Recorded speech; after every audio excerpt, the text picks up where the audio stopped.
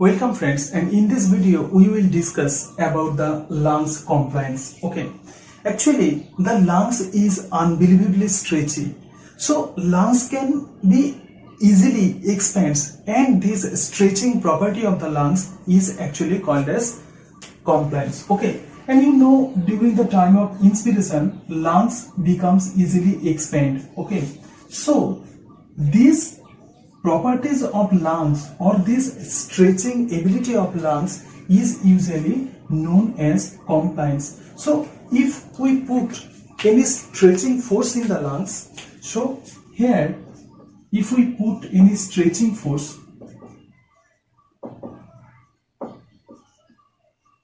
into the lungs, then the lungs will be easily expand, and this property is known as compliance. If we put this stretching force into the lungs, and if the lungs easily expands, then the compliance is well, okay, or the compliance is high, right?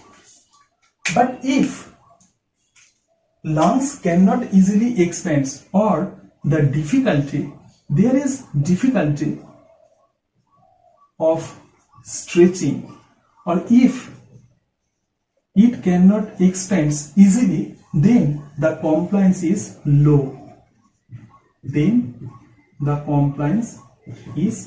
low. Okay, so this is actually the concept of compliance. So compliance is the stretching capability of lungs.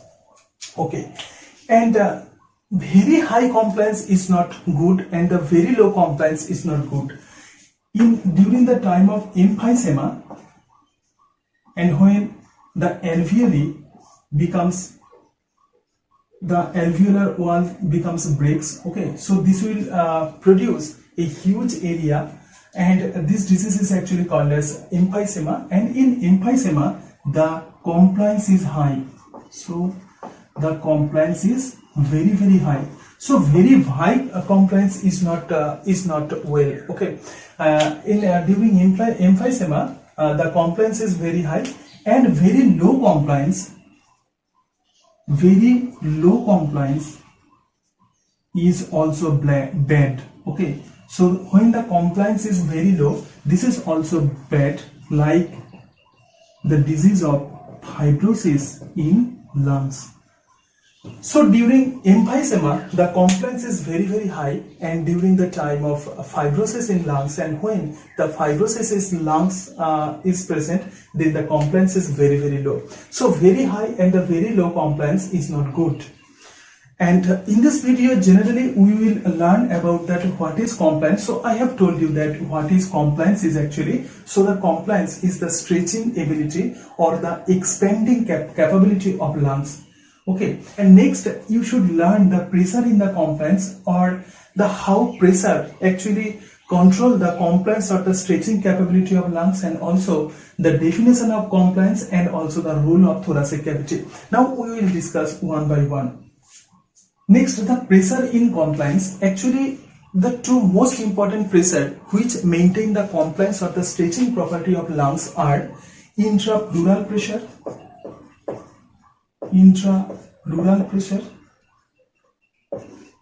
and transpulmonary pressure. So these are the two pressure which maintain the lung compliance or the stretching property of lungs. Actually it is normal that when the pressure is high, so the stretching probability will be decreased. Obviously this will be decreased, and when the pressure is coming from the surrounding, then the stretching capability will be lower. Okay, and if this pressure is low, so if the pressure is low, suppose the pressure is low, then the lungs will be stretchable. Okay, so easy easily stretched. So this is actually the concept. Okay, so you can imagine this concept. Next, we will go through the intrapleural pressure. Actually, respiration, you know, during inspiration, the intrapleural pressure is -6 mm Hg, and during expiration, the intrapleural pressure is -4 mm Hg. Okay, and since the pleura surrounds the lungs, okay, so actually pleura, here this is the lungs, and the pleura surrounds the lungs, and so the pressure, this is actually the pressure inside this pleura is called the intrapleural pressure. Okay, and if the intrapleural pressure becomes negative, then the stretchability of the lungs or the compliance of the lungs will be higher. So increased negativity,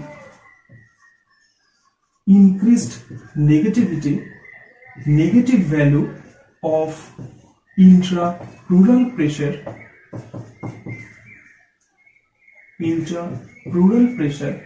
this will causes easily expand of lungs. Okay, this is actually the concept. So increased negative value of the intrapleural pressure. So when the intrapleural pressure is generally lower, then the lungs can be easily expand. So here the intrapleural pressure if becomes lower, then the lungs will be easily expand. That is, the compliance will be high. There is another important point that the intrapleural pressure remains always negative. But why this intrapleural pressure remains always negative? Because since the intrapleural pressure is negative, so always the lungs have the stretching capability. Because the increased negative value of the intrapleural pressure will causes the easily expands of the lungs, and so that the intrapleural pressure always remains negative. Because if this is not negative or it becomes the 0 or the positive, then the lungs will be collapsed. Okay, so to maintain the compliance property of the lungs, to maintain the stretchable property of the lungs, to maintain the extendable property of the lungs or the distensibility of the lungs, it is very important to maintain the negative value of the intrapleural pressure. Okay, next, the transpulmonary pressure also maintain the compliance or the stretching property of the lungs. And you know, the transpulmonary pressure or the transpulmonary pressure is the difference of the pressure of intrapulmonary pressure minus intrapleural pressure. Okay, so this is simply the differences of intrapulmonary pressure and intrapleural pressure. So inside the lungs, the pressure is called intrapulmonary pressure. So the difference of intrapulmonary pressure and intrapleural pressure, this is actually called as transpulmonary pressure. Okay, and if the intrapulmonary pressure is +1 mm Hg and intrapleural pressure is -6 mm Hg, then the transpulmonary pressure will be, so if this is +1 and intrapleural pressure, if this is -6 mm Hg, then the transpulmonary pressure will be +7 mm Hg. And here you should know that the more transpulmonary pressure, more tendency of the lungs to expand. So more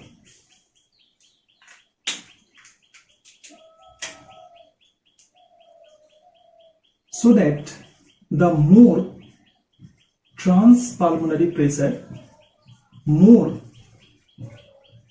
the tendency, more will be the tendency of lungs to expand. Okay, So this will increase the compliance. Then the most important pressure which maintain the compliance or the stretching property of the lungs are intrapleural pressure and the transpulmonary pressure. Intrapleural pressure is the pressure which is exerted by the pleural cavity. Okay, and here the more negative value of the intrapleural pressure, or if the negativity of the intrapleural pressure is increased, then the stretching capability or the expandable properties of the lungs will be increased. That is, the compliance will be increased. Okay, and the transpulmonary pressure is the differences in between the intrapulmonary pressure and the intrapleural pressure. If this transpulmonary pressure is increased, then the expanding properties of the lungs or the compliance will be increased. So this is the roles of pressure in the compliance property of the lungs. And if we analyze this in strong and the mild inspiration, then we will clearly understand about the role of pressure in compliance. Okay, now we will analyze in a strong and the mild respiration and what is happened during this strong and the mild inspiration. Actually, in strong inspiration, you can see that the volume of the lungs will be increased. That is, the lungs is expanded more. That is, the compliance is high. Why this compliance is high?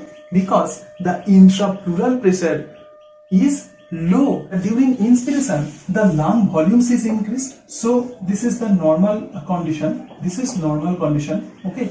And during inspiration, the lung volumes are increased. That is, the lungs are more stretched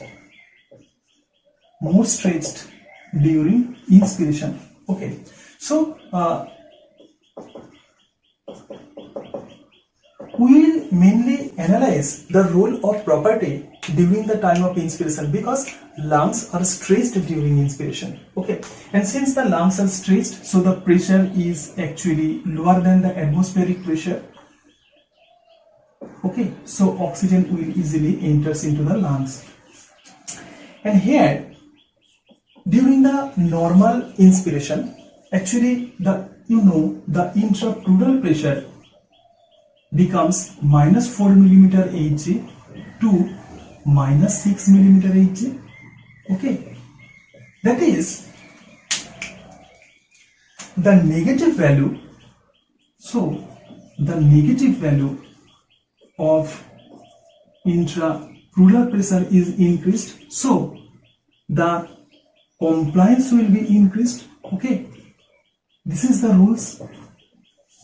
So this is actually the lungs, and here is the intrapleural pressure. So this is the intrapleural pressure.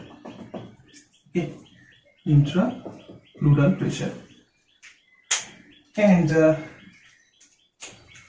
when the intrapleural pressure becomes -6 mm Hg, and this is the lungs, and here the pressure is -4 mm. Suppose this is the normal condition, and during the quiet inspiration, so quiet inspiration, obviously this volume will be increased. Here I will draw this. Okay, so the volume will be increased. So this is the stretching properties. Okay, but why this volume is increased? Because the intrapleural pressure is decreased. Okay, but during the time of forceful inspiration, that is, the intrapleural pressure will be more greater than the -6 mm Hg, then the lungs will be expanded more. Okay, because during the forceful inspiration, the intrapleural pressure becomes greater than the -6 mm Hg, or the negativity will be highly increased. And if the negativity of the intrapleural pressure is increased, then the compliance of the lungs will be increased. So the lungs will be more stretched than the normal inspiration. An increase in the negative value of the intrapleural pressure, this will increase the expanding properties of the lungs. Okay, and during the normal condition the intrapleural pressure is -4 mm Hg, and during a quiet inspiration it becomes more negative than the normal value and it becomes -6 mm Hg. So the lungs will be expanded. Okay, and when the forceful inspiration is performed,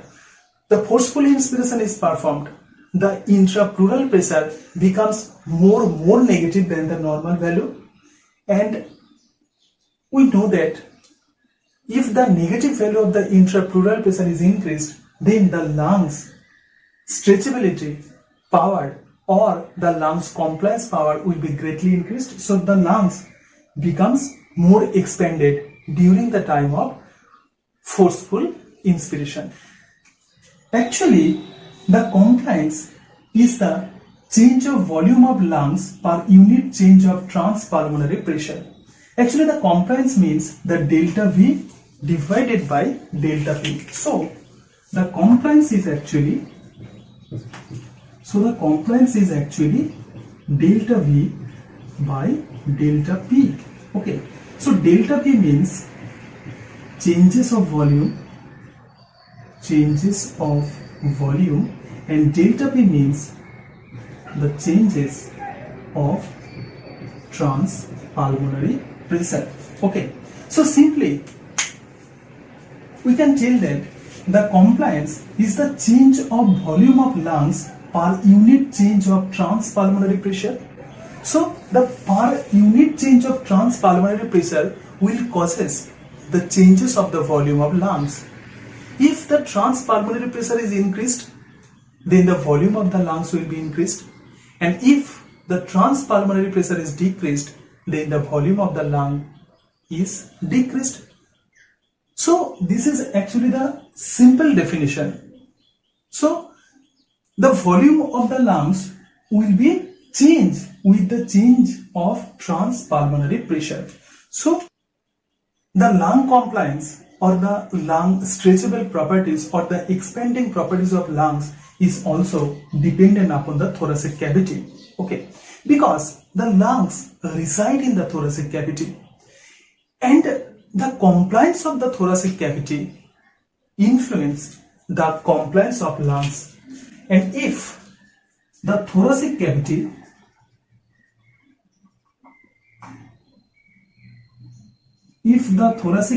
expand, then the lungs will be expand. Okay, so here the compliance of the thoracic cavity,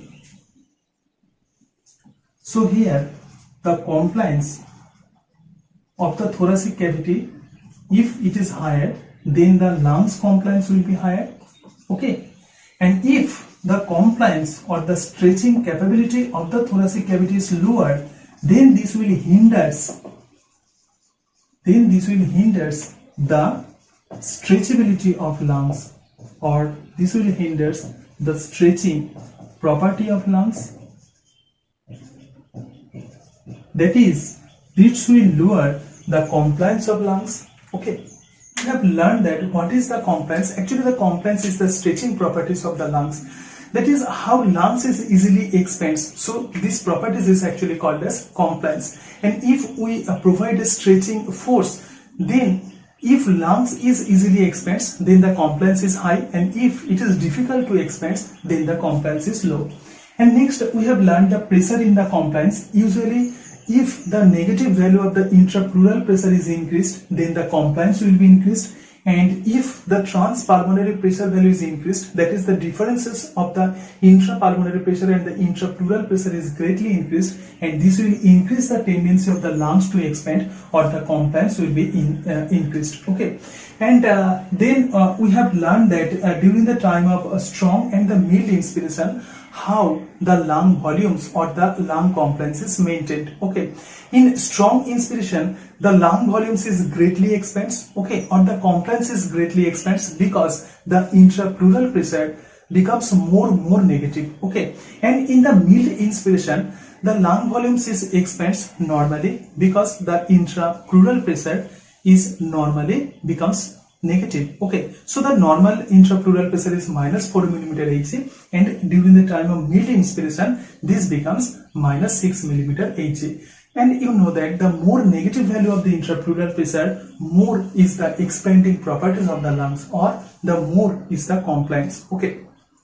And also the transpulmonary pressure, which is the differences in between the intrapulmonary pressure and the intrapleural pressure, is if it is higher, if the transpulmonary pressure is higher, then the compliance or the expanding properties of the lungs will be higher. Okay, so the compliance is simply delta V divided by delta P, or the change of the volume of the lungs per unit change of the transpulmonary pressure. And if the transpulmonary pressure increased, then the volume of the lung is increased, that is the expanding of the lungs is occurred. Okay, and if the transpulmonary pressure is decreased, then the volume of the lungs will be decreased, that is the stretching property of the lungs will be decreased. Okay, so this is simple. And another is the role of thoracic cavity. Since the lungs reside in the thoracic cavity, so the expanding and the stretching properties of this thoracic cavity always influence the lungs compliance, because